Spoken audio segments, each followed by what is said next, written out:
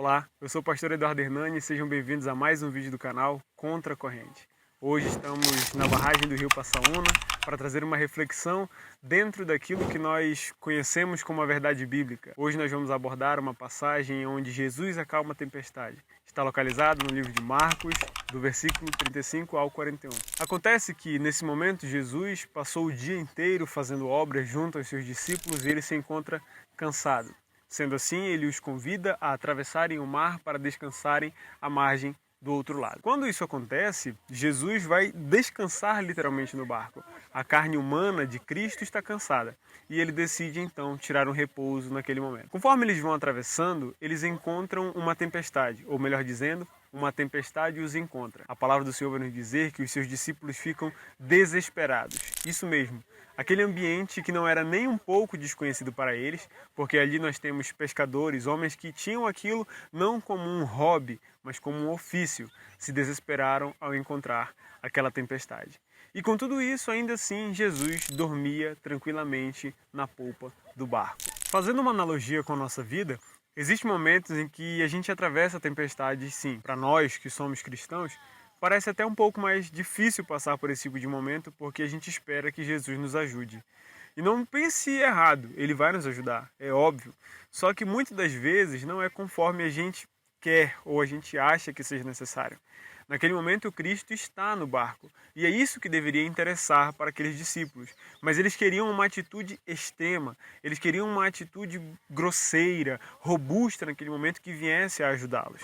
Mateus vai retratar este mesmo episódio, esta mesma situação, da mesma forma como Marcos retrata. Mas o que muda aqui é interessantíssimo para mim, é o fato que Mateus trata como se fosse um pedido de socorro. A tradução que vai ser utilizada ali, Mateus vai dizer: Mestre, nos ajuda, socorra-nos, porque vamos morrer. O medo da tempestade faz com que eles peçam ajuda. Só que quando esta mesma passagem vai ser relatada em Marcos, Marcos não fala como alguém que pede socorro. Na verdade, ele fala como alguém que afronta. Pois ele diz: Mestre, não te importa que pereçamos. É como se ele estivesse falando: você não está vendo.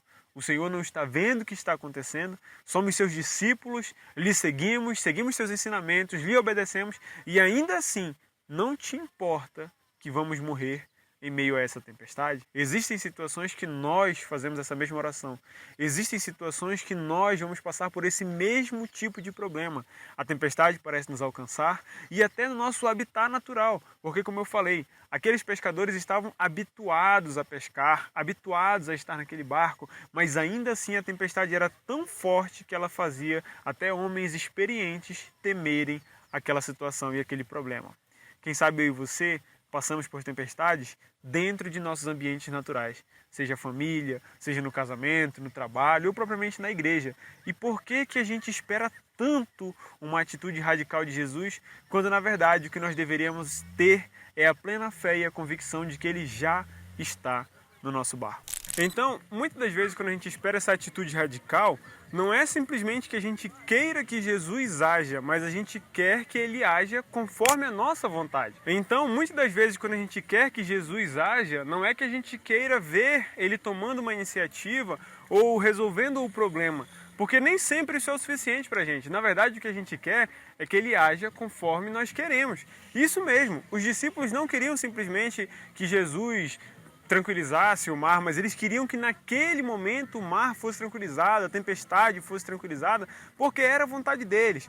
Mas eles estavam passando por aquele momento de dificuldade? Estavam, só que eles não queriam esperar passar pelo momento, eles não tiveram a paciência de confiar em Jesus. Então nós não somos muito diferentes dos discípulos, porque afinal, quando a gente apresenta uma oração ao Senhor, a gente quer que ela seja respondida conforme a nossa vontade, sendo que o ensino é justamente o contrário, seja feita a sua vontade. Naquele momento, os desesperados dos discípulos ali, mesmo os mais experientes pescadores, vão até Jesus.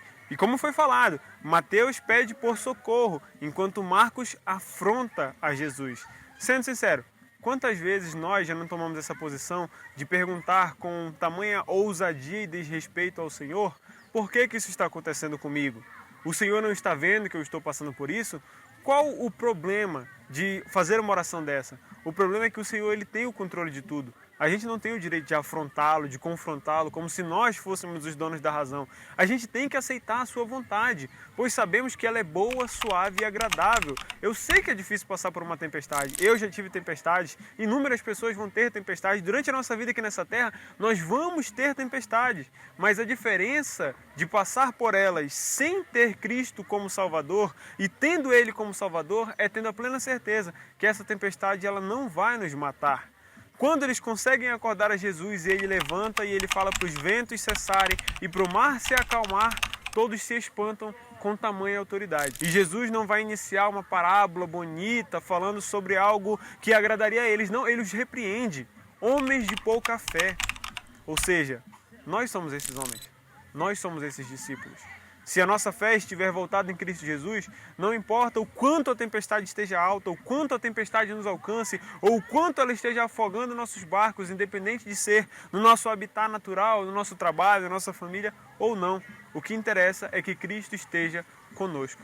Então, no final, qual é a lição que a gente consegue tirar de tudo isso? O que a gente consegue tirar de aprendizado para a gente? Se os discípulos de Jesus que puderam vê-lo, tocá-lo e compartilhar da sua mensagem a olho nu, fazer a obra com ele, a olho nu, pessoalmente, passaram por essa situação e ainda assim não confiaram, como que a gente consegue confiar? Como que a gente vai poder confiar nesse Deus? É simples, é porque nós temos esse relato. Eles não tiveram. Eles viveram tudo isso para que eu e você tivéssemos o Evangelho disponível hoje.